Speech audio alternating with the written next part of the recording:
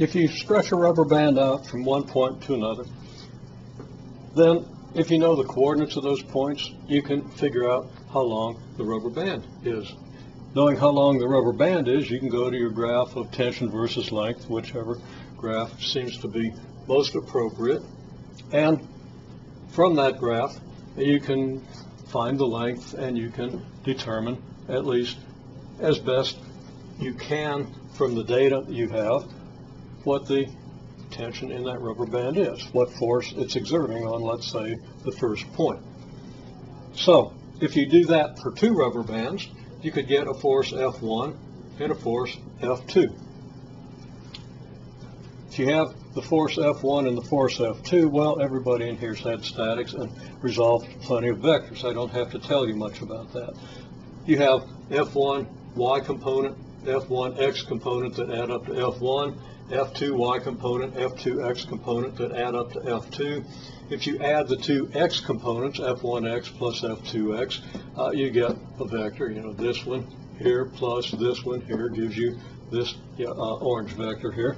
And the y components up this far, then back down this far, might lead you to a component in the y direction that's about like this. That would be your F1y plus your F2y. And your resultant force would then be this. This would be your F1 plus F2. Again, I don't have to be too specific here because I'm addressing people who know enough statics to completely understand what I'm talking about. And then, of course, the negative of this vector, the vector in the opposite direction, would be your equilibrant, which would be negative F1 plus F2.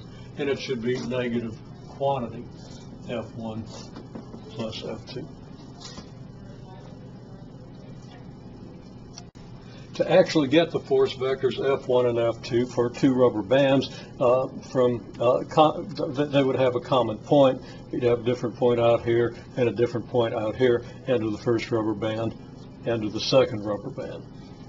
You could take those displacement vectors, just the vector from this point to this point and the vector from the common point to the second point, and divide each by its magnitude, giving you a unit vector, which you would then multiply by the force that you determine from its length. Very straightforward idea. Make sure you have that idea. That one seems to be difficult for people for some reason, and it's a little hard to imagine that for people who've had statics, but it could be something related to unfamiliarity with vectors and unit vectors and so forth. So just a plug for unit vectors, they're quite important.